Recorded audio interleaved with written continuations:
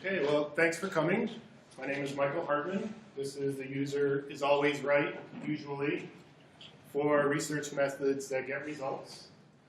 But before I get into my presentation, I'm curious who you are, just who's in the room. How many developers do we have? A lot of project managers, product owners, designers, short order cooks. Hybrid. Yeah, okay. So if I'm using terms like user story and persona, do you guys know what that stuff is? Yeah. Okay. Okay, great. So the four research methods that I want to talk about are in-depth user interviews, card sorting and tree testing, which counts as one method, usability studies, and heuristic analysis. So just a little bit about me. I'm Technology and Usability Director at Sandstorm Design. It's a picture of me with a funny look on my face, directing technology and usability. I've been working in the website world for about 15 plus years, building websites or project managing or doing IA and UX work. I am a Drupal user, Drupal developer. I've been working with Drupal since version 4.7. I don't know why the 0.7 sticks out or why I remember that, but it's been a while. And I work at Sandstorm Design. We're a Chicago-based UX and digital marketing firm. We do user experience and Drupal. We have a Drupal dev team and UX and creative people on staff. Collectively, we've done over 1,500 hours of interviews and usability studies. And these are some of the industries that we work in. Work pretty heavily in the association space, a lot of membership-driven sites, so we're very familiar with the anonymous user experience and sort of the member as a role on the site. Experience, whoop. We do have a clone army. Find a good developer, we clone them, and get twice the work out of them. And we have an open office environment where developers, designers, project people are working together. But that's enough about me. So again, what I want to cover today are in-depth user interviews, card sorting and tree testing, usability studies, and heuristic analysis. But really what this is about is user-centered design and involving your user in your design process. With the exception of a heuristic analysis, you can't do any of these without users. And I want to be very clear that it is getting your user perspective. There's a tendency by some of our clients, or if it's hard to get in touch with the users, just to use people on the project team or a developer or whatever. And my point is you can't do that. So if you take nothing away from my talk today, is you have to involve your users. Stakeholder, developer, they're going to see things differently. And the user's going to give you that real perspective. So for each one of these, I'll talk a little bit about what it is, what some of the benefits of it are, what some of the deliverables are, a process for how to do it, and some quick tips, some things we've learned over the years of employing these methods, and then we'll go through a quick case study. So we'll start off with in-depth user interviews. And really what this is exactly what it sounds like. It's talking to your users one-on-one, interviewing them, either in person or over the phone, to uncover basically what they want from your site or your application. Content, functional, messaging type things. This is not a focus group. That's a very different thing. With a one-on-one interview, you can cover a lot of territory. We find them much, much better than a focus group. So why would you do these? Really, again, they're going to help you uncover your goals and use cases, kind of driving you towards your content requirements and your functional requirements. Really, particularly when you're working with clients and stakeholders, they will usually have a very big list of things that they want their site or application to do. And this is going to help you focus on the ones that are important to your users. So you're spending your budget on the things that matter, and you're not building, a community of people, a community for an auto insurance website that nobody cares about. So really, again, kind of the output of these is you're driving towards being able to write your user stories and your requirements, developing personas. Everyone know what a persona is? No? Persona is a way to sort of embody, personify a user group so that instead of, building something for middle-aged men, middle income in the city with, 3 cars, you can say, this is for Peter. And give that set of requirements for that user group a persona, a person, and that you can then check against as you're working through your requirements and developing, what would Peter think? Does this meet Peter's needs? Does this meet Mary's needs on the site? And it's a very useful tool to help guide you through the design process and testing process. So that's one output, and I'll show you one of my use case. I'll show you a persona. And again, you're allocating a budget to the most beneficial functionality. So you're not spinning your wheels on things that users don't care about. And the other thing, you might identify things you didn't know your users wanted. There might be some new opportunities there. It's a different type of functionality or content. And then you're aligning your organizational goals with your user goals. This is also, I think, very important.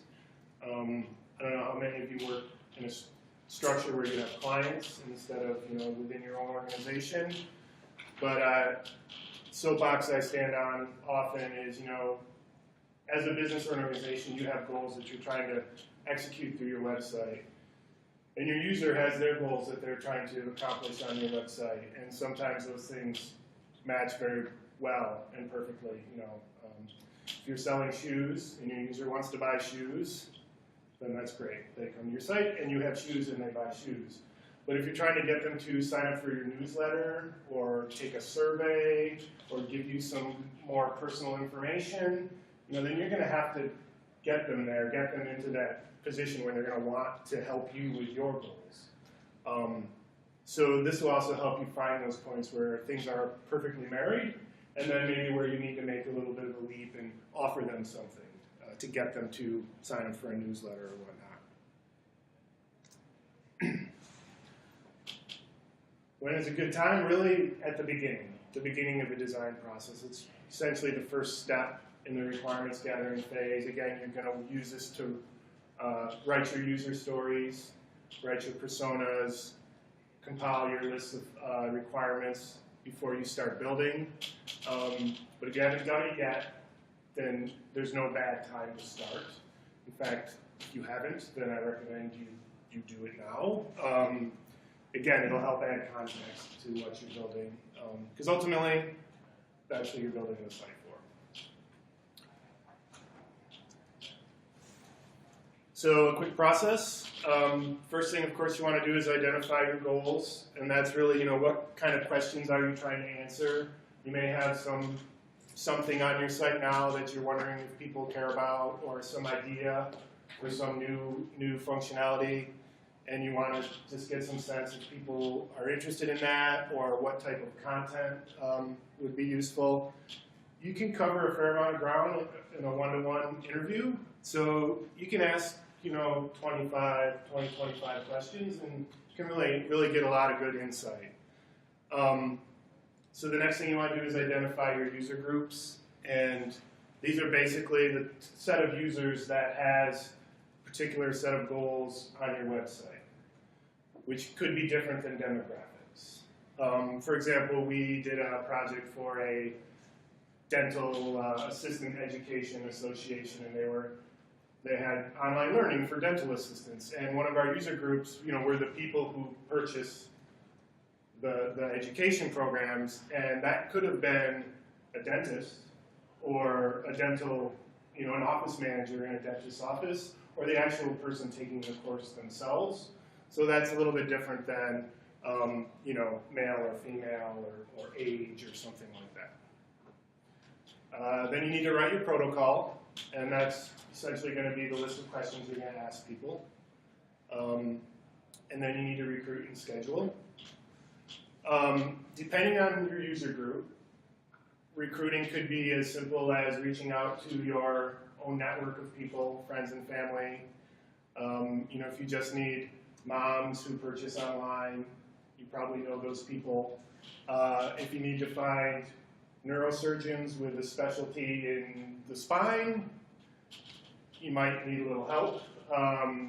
We have some success with getting our clients to help us with recruiting, like either through their customer base or their membership. And there are also recruitment firms that you can just hand them a list of your criteria and they will find people for you. Then you want to conduct your interviews. Again, one-to-one.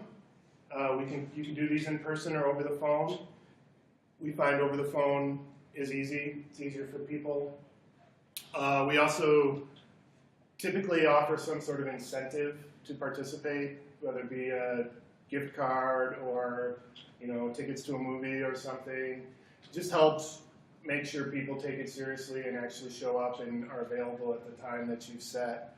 And then, of course, you analyze your results. You write your user stories, your requirements, your personas. One trick just for analyzing your results, you put things into a spreadsheet with your question in the rows and your users in the columns so that you can sort of look at everybody's answer all at once.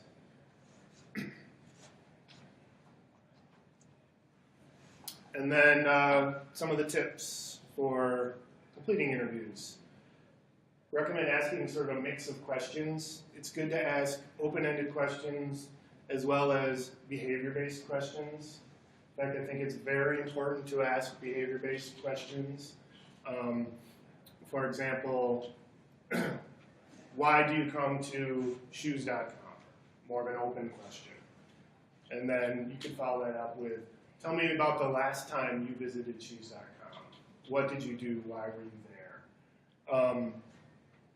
And the reason we do that, which is why there's the usually in quotes at the end of the title of my presentation, is if you ask a lot of open-ended questions, users will tell you, yeah, that sounds great. Would you be interested in joining a community about auto insurance? Oh yeah, I love auto insurance. I would definitely join that community and participate. Tell me about some of the communities you're in now that you participate in. Well, I don't really do that. I'm not involved in any of that stuff. So, you kind of got to balance what would be an open-ended question with something that they can actually say they've done or do on a regular basis. And then the last type of question is more of a quantified question, I'm calling it, in the sense of, instead of saying, what do you like about shoes.com, it's a little better to say, tell me 2 or 3 things you like about shoes.com, or tell me 2 or 3 things that could be important, or that could be improved, sorry.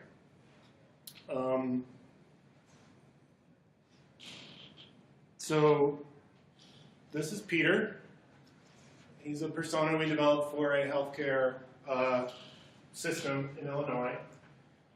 We were working with a large healthcare system in the state of Illinois that was going through some big organizational changes, rebranding, name change, merging together with new locations, and with that they were rolling out a new website. And also they were looking at ways to improve their Find a Doctor tool.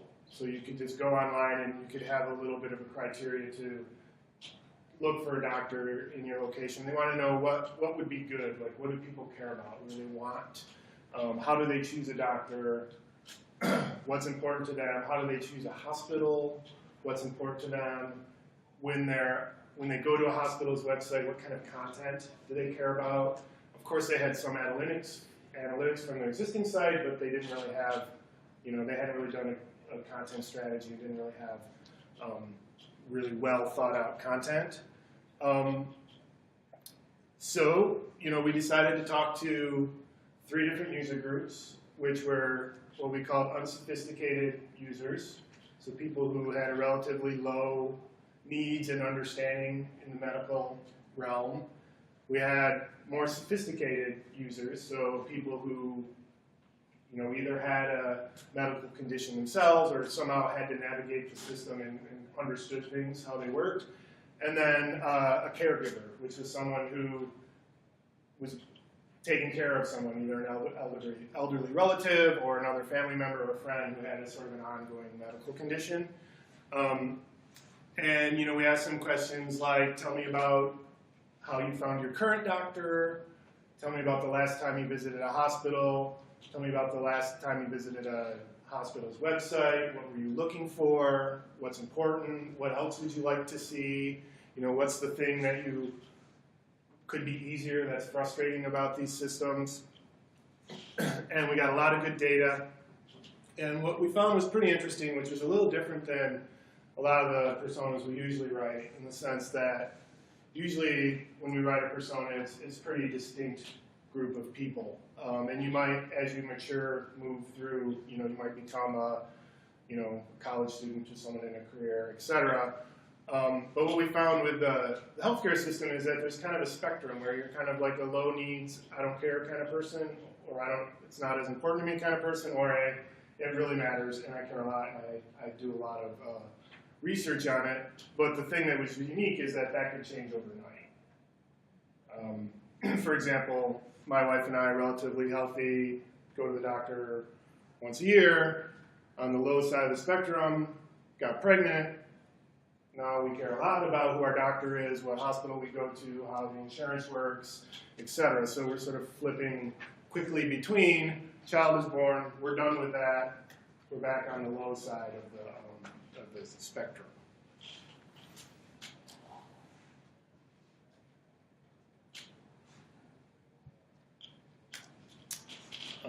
The next one? Can I ask a question? Sure. What sample size do you guys use for ideas?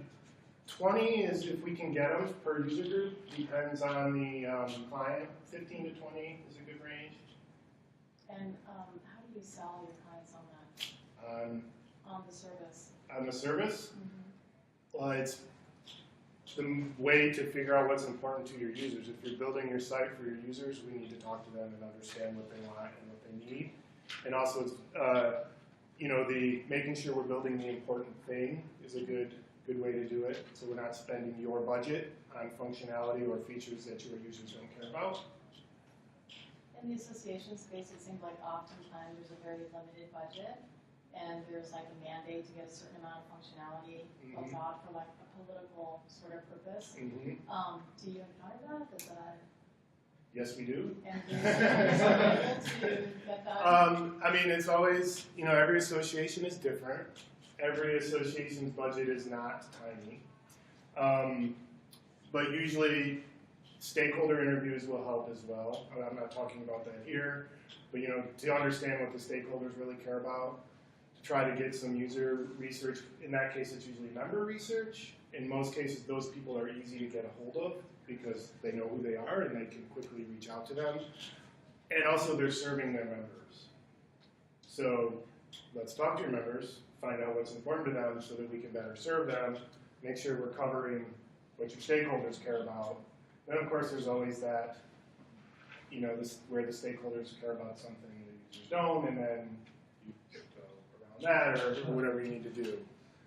But really, the user research, the personas, they really help ground the whole project, and you can keep coming back to it.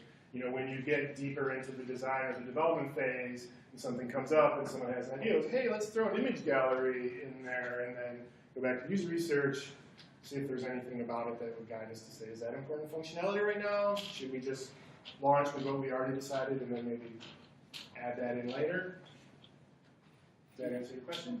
Okay, great. So the next one I want to talk about is card sorting and tree testing. And I put this together. This is what I call the yin and yang of determining your menu structure and your navigation. Really, card sorting is writing pieces of your content on cards, back in the day, on physical cards, and having your users sort them and label the content. And then tree testing works in the other direction, where you have an example of your navigation, and you show it to your user, and you say, where would you go to find X, and see where they look for that content, and then of course you can see if your labels are right or if you've got things organized. So really, in a perfect world, you do card sorting first, come up with your navigation, and then you do tree testing to make sure it's right. So why do you do these things? Again, you want to build that user-centered site structure. You want your navigation to be intuitive. You want to use the language and the organization structure that your users are already thinking.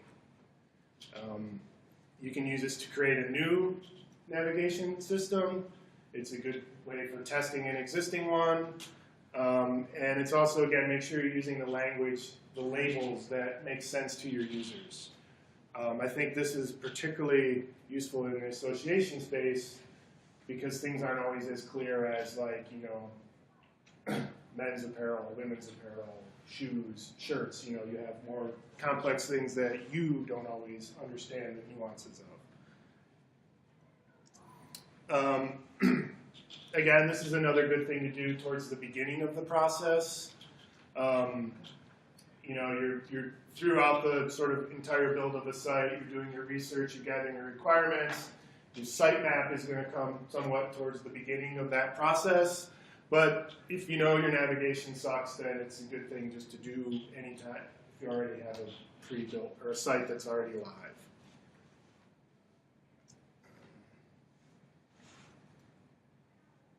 So, how to do a cart sort? First thing you gotta do is understand your content. Do a content inventory. You know, identify and catalog your content, and then you choose your samples for testing. You want to choose, you know, enough pieces of content to represent your entire site. But you also want to make sure you have content that can logically be grouped. If you pick things from one thing from each category, then there's really no groups for your users to use. 20 to 25 cards is a pretty good rule of thumb. And that's mostly because, you know, pretty much with any of these tests or studies, you don't want them to be too long or too taxing on the user. 20 to 25, they can usually sort in, you know, 15 to 20 minutes and be done, and you get more participation that way. You can do these in person or online. The online tools are really worth it. Really recommend. They give you great tools for analyzing the data, as well as, you know, you can send a link out in an email to a group of people, and they can do it on their own time when it makes, you know, when it works for them. And then, of course, analyzing your results and building your navigation.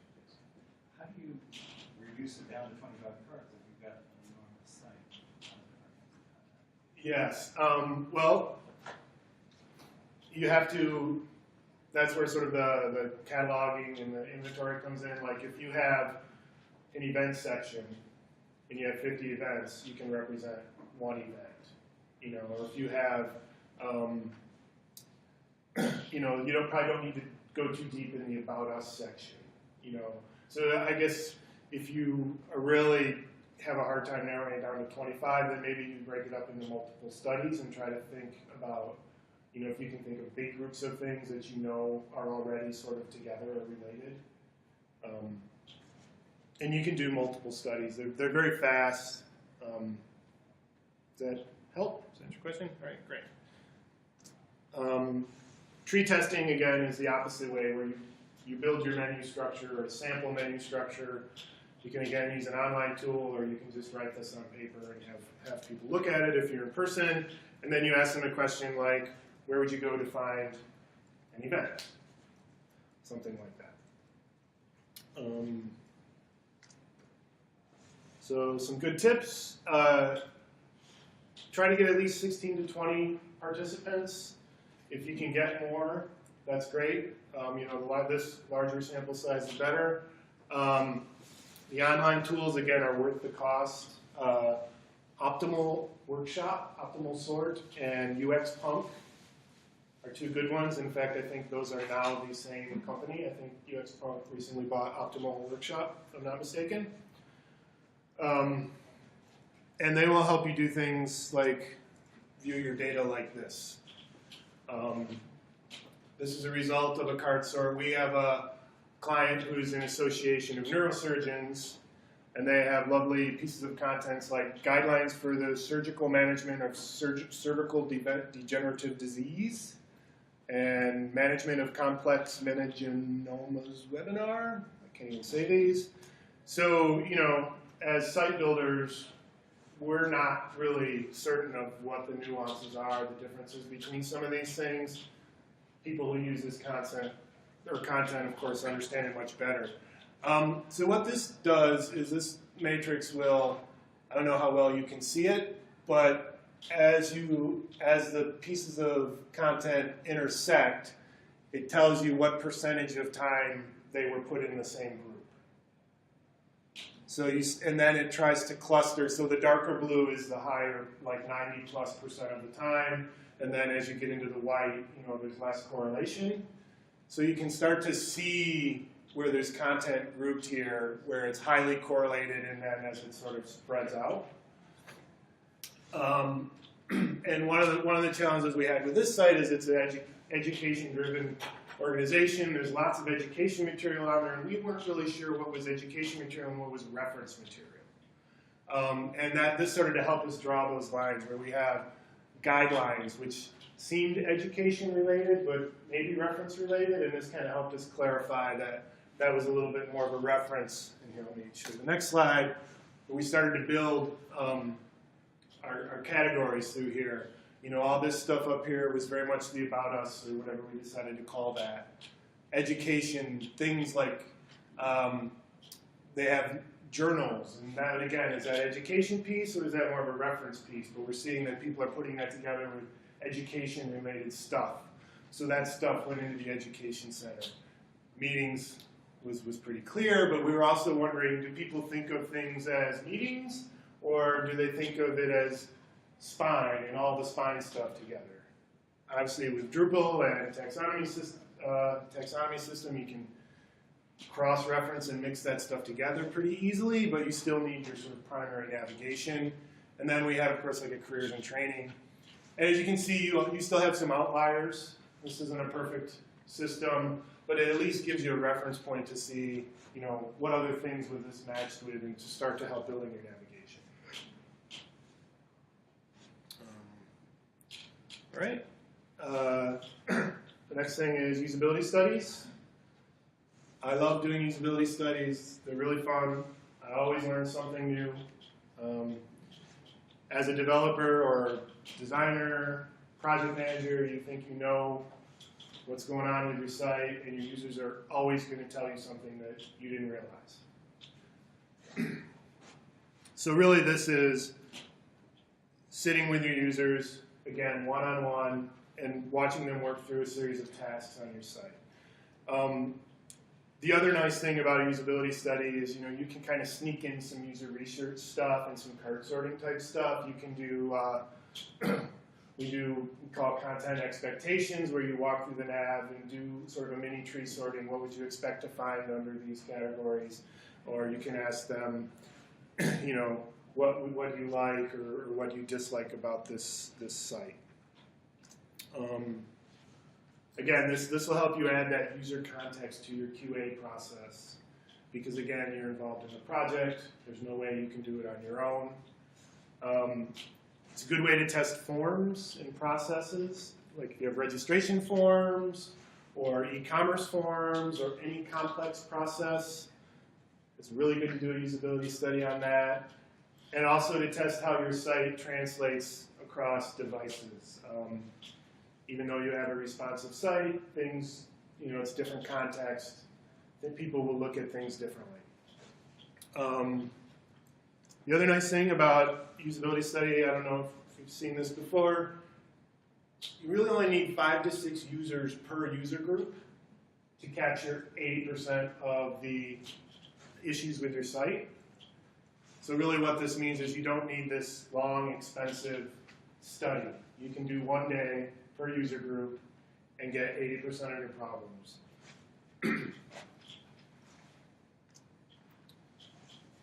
So some of the results of a usability study, you're going to identify confusing or unclear language.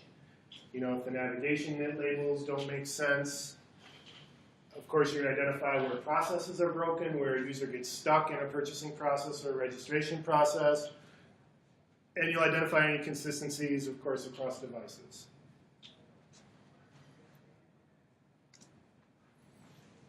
So when to do it?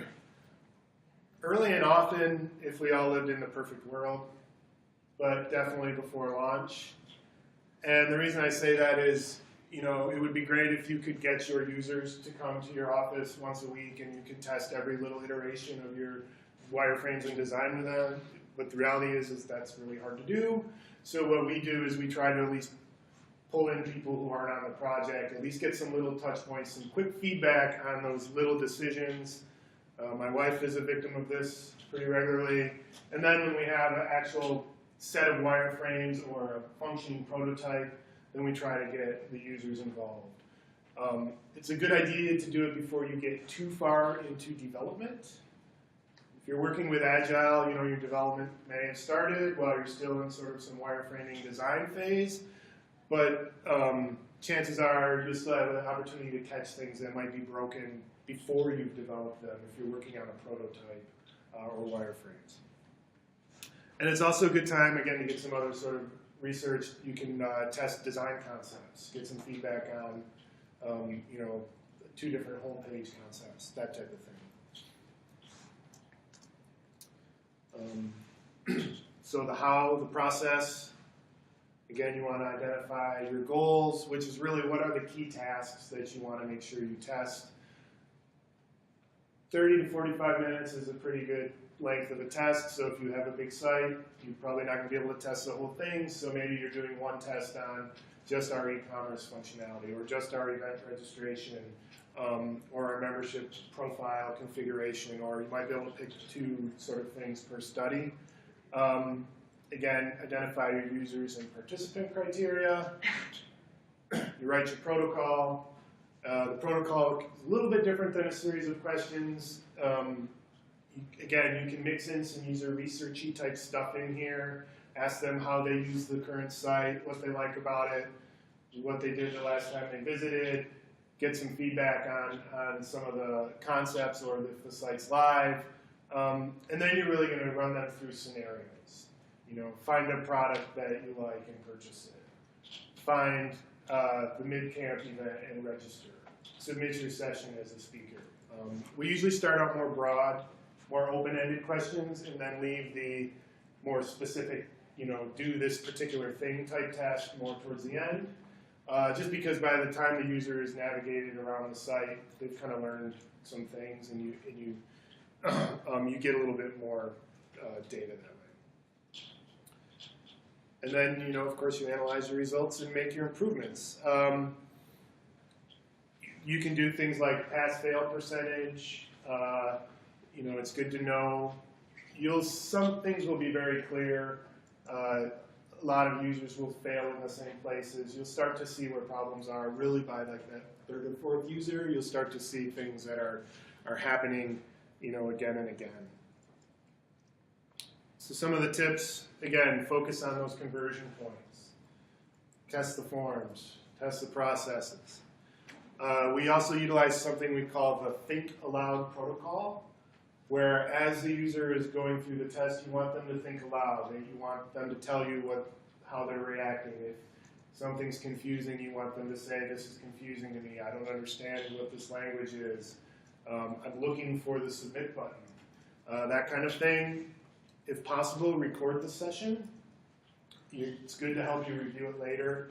We use a tool called Moray, and it's a relatively cheap tool, and that just allows you to record their screen capture and then another camera to record their face.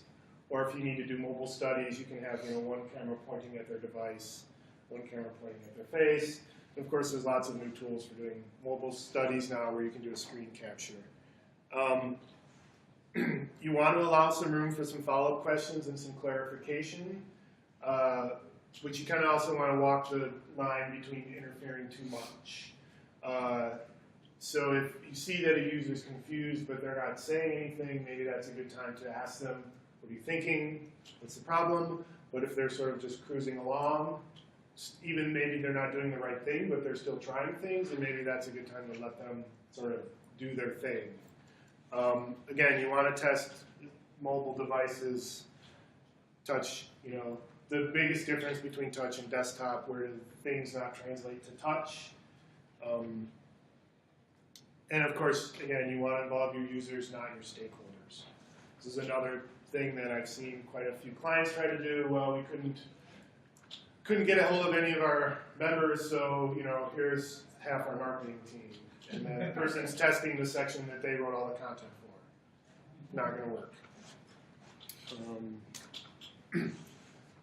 So we did a usability study for Radio Flyer around Christmas time. And we tested both mobile and desktop experience. The site's not responsive, but they do have a mobile version. And their goals really were, of course, how do we increase conversions? How do we get more people to buy online? But they also have this complex process where you can sort of customize a wagon or a trike, and you can choose which wheels you want, and the cover, and whether you want air conditioning or whatever, and then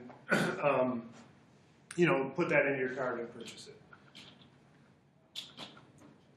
So our users were moms who purchase online, moms who purchase online with a smartphone or a mobile device, and grandparents who purchase online or purchase online with a smartphone.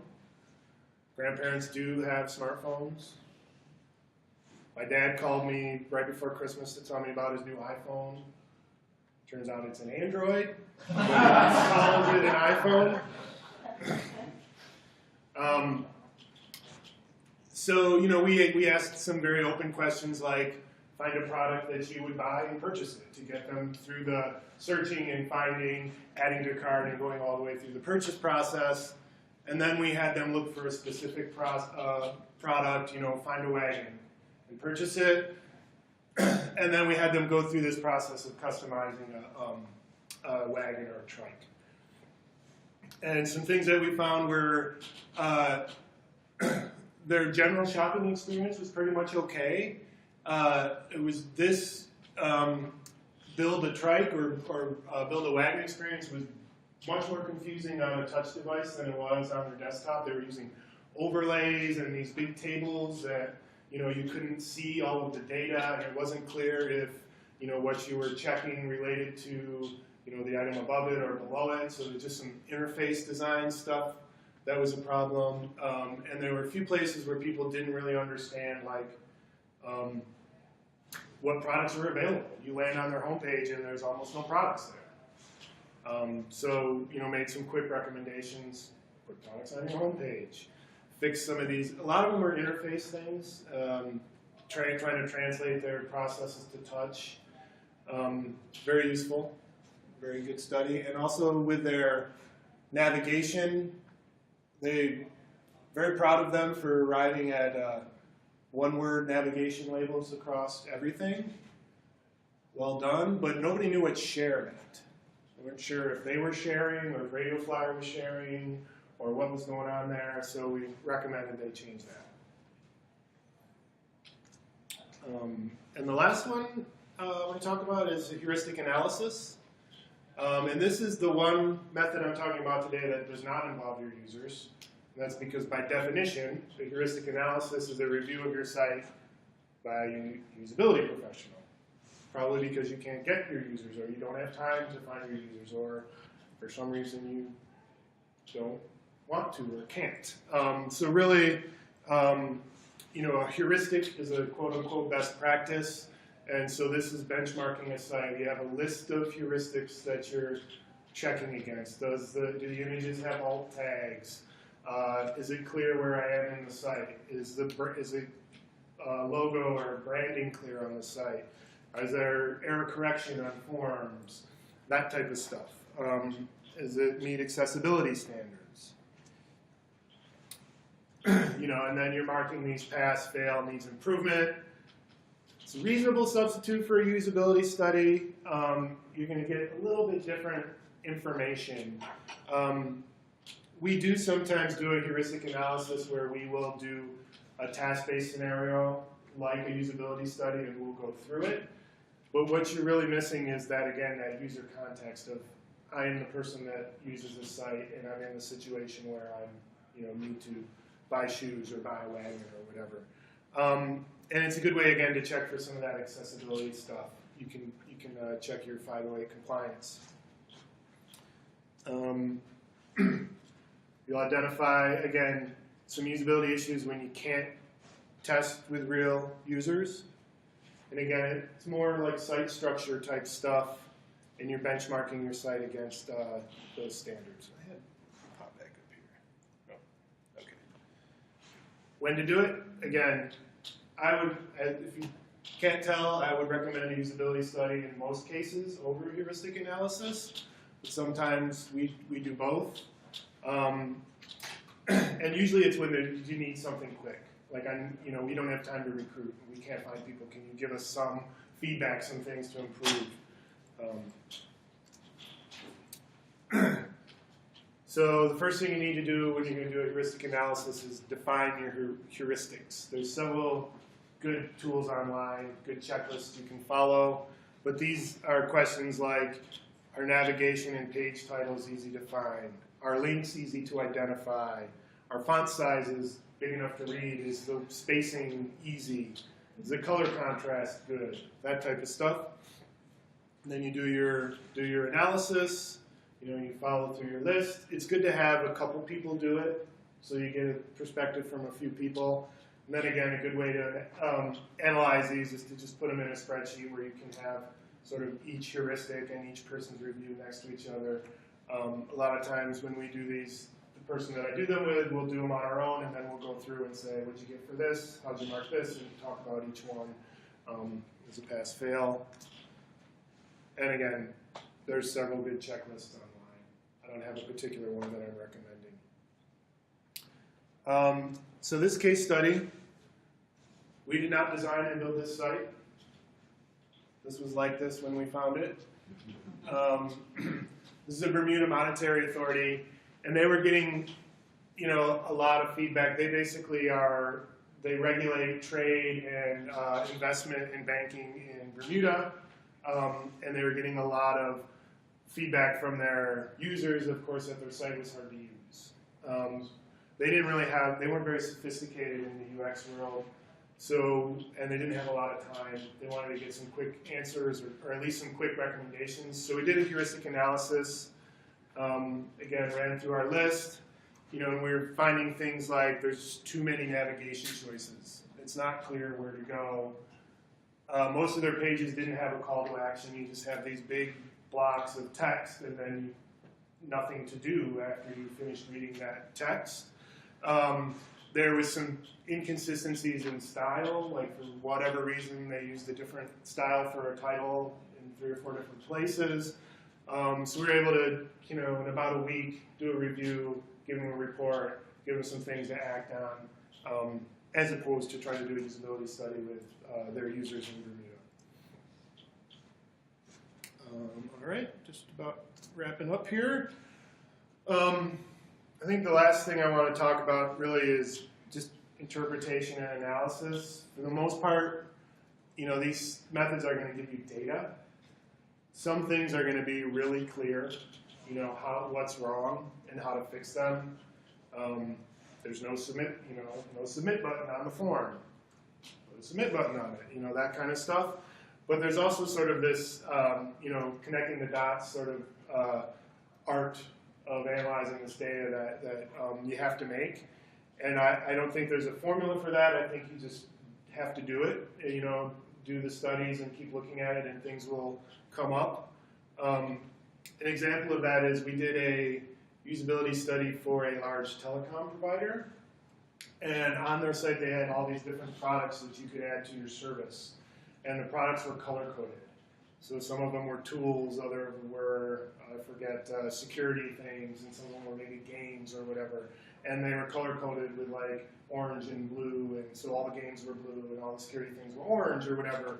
And for whatever reason, when users were looking at a list of products, they were missing some of them.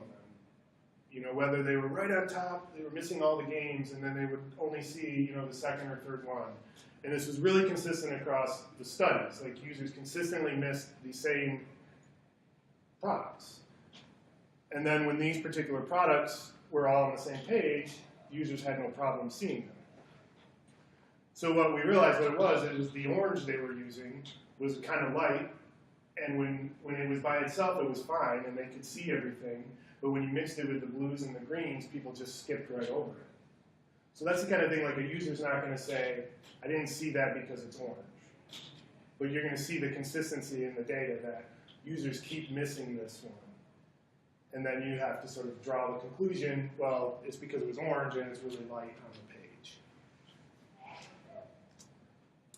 So anyone have any questions? So what percentage of your projects use one of these research methods? I would say 85, 90%. The exception being, well, of web projects. The exception being the person that comes to us that we just need development manpower or whatever. Any of our projects, we like to do research when we can, some sort of informal usability testing, some sort of card sorting to try to figure out a navigation. We do a lot of projects that are just usability studies or just research. And then if you guys, so it sounds like you're saying that a big percentage of them have informal research methods that aren't necessarily, besides when they come to you for usability, just part of the process, right? It's not an additional service that you sell, or? It depends. I mean, we would include it in a proposal for a larger project. So 80% of the ones where it's included in a proposal are usually approved by the client? I don't have a specific percentage of that. I mean, we do user-centered design. So if you're coming to us, you want user-centered design, and then we're going to say to you, we need to talk to your users. And if you don't have any users, sometimes clients have personas that they've done, or they have good research that we can use. At the very least, though, then we at least want to do a usability study. The usability study, in that case, we would do a usability study on the site we're going to launch, not the one that we're replacing. Does that make sense? So that was going to actually be my second question. If you had to pick, like if, the client you had, or most of your clients were like, we really have a very small budget, so we can only do one of these things, what would be, in the majority of the cases, the one that you would recommend? Again, it depends. If it's an association in a space that we're really familiar with, we might be able to draw conclusions from other research we've done. If their site, if it's a complete rebuild, they may be able to cut some corners on some testing or something. But it really just depends. Like, are we completely rebuilding your site? Are we trying to work with something that you already have and improve it? What information do you already know about your users? What kind of access do you have? I mean, there's always sort of some things, if the client doesn't specifically ask for it, we'll add it as a recommended, but it's not, here's your proposal. We really recommend doing these things as well. But if we just get a sort of a big, we want a brand new website from the ground up, large project, we want to start with user research. Just to follow up on where you were with that, I think I heard what you were saying was that if you were going to do it, you wouldn't be looking at the current site that you have, like where are the problems with that, and trying to form the design, but rather when you're starting to come up with your own redesign, having them like test against the wireframes. Yeah, I mean, if we're going to take your old site down and give you a brand new one, it's not very useful to test that old site, right? Because we're changing everything anyways, it's better to test the site we're going to launch. And so and a good place to do that is, again, we use Axure. I don't know if you know that for wireframing, and I mean, there's tons of tools, but you build your wireframes, and then that'll give you a clickable prototype very easily. And so often we'll test on that. Again, it's before we get too far into development, so we can make any changes, or if we missed something big, we catch it before we built it. But yeah, it's preferable. I mean, there's the situation where we just want to make enhancements or improvements, we want to sort of fix our current site, then it probably makes sense to do some usability testing on it.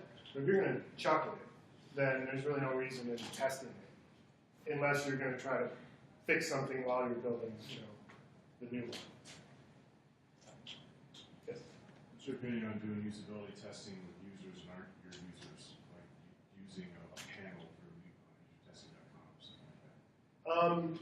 Prefer to use real users. I think, again, it depends. And who are your users? Radioflyer.com. A lot of people could be considered a user of that site. Membership Association for Neurosurgeons. Probably want neurosurgeons, or at least physicians. But to your point, I mean, some testing is better than no testing, right? I mean, if you have a form that's hard to complete, you don't necessarily need to be a neurosurgeon to test the form and find out that it's not working. But the ideal, you want to make sure you're using language that works for them. So the ideal scenario is you get users of the site. Is that it? So I have one more slide. This is a salad.